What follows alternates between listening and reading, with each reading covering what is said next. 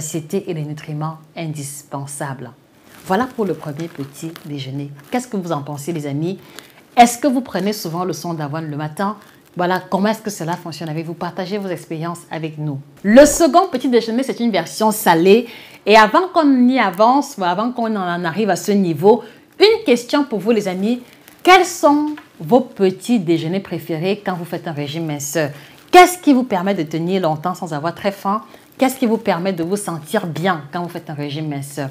Partagez vos connaissances avec nous. Ça aidera également beaucoup de personnes qui ont besoin de perdre le poids et qui ont besoin de nouvelles idées pour pouvoir manger correctement.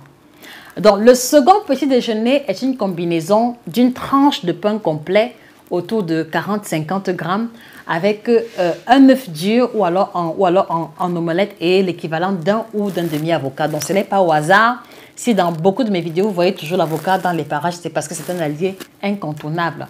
Donc, pour le cas de l'avocat, vous savez, elle contient les oméga 3, elle contient les oméga 6, elle contient la bonne matière grasse en général qui va aider à diminuer le niveau de mauvais cholestérol, mais surtout, au niveau du ventre, elle aide à limiter le stockage du gras au niveau du ventre. Et au-delà de ça, elle affecte positivement la digestion dont les personnes constipées trouveront leur compte avec ce petit déjeuner. Mais également, l'avocat a un fort pouvoir satiétogène. Donc, quand vous prenez un petit avocat tel que celui-ci, vous êtes certain de vous sentir suffisamment calé pour ne pas avoir de creux avant 2-3 heures par là. Donc, un conseil, partez sur la base d'une bonne tranche de pain complet, autour de 40-50 grammes. Si vous pouvez peser, c'est encore mieux. Alors, un œuf dur ou alors un œuf en omelette ou alors un œuf brouillé, d'accord? Et puis, l'équivalent d'un petit avocat tel que celui-ci. Donc, voilà pour ce qui sera des personnes qui ont un palais salé, d'accord?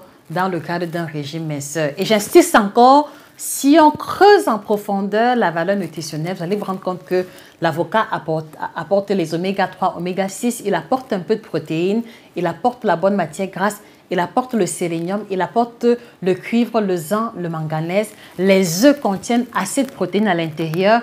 Ils apportent également beaucoup de micronutriments qui sont incontournables, d'accord, pour l'équilibre de la santé de manière générale. Et la tranche de pain complet va participer de l'apport global, d'accord, en glucides et en glucides lents, donc en glucides qui va apporter le sucre dans le sang de manière progressive.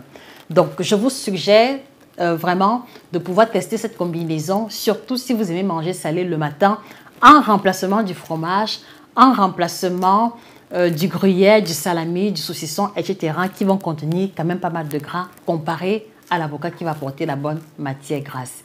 Alors, le troisième petit déjeuner concerne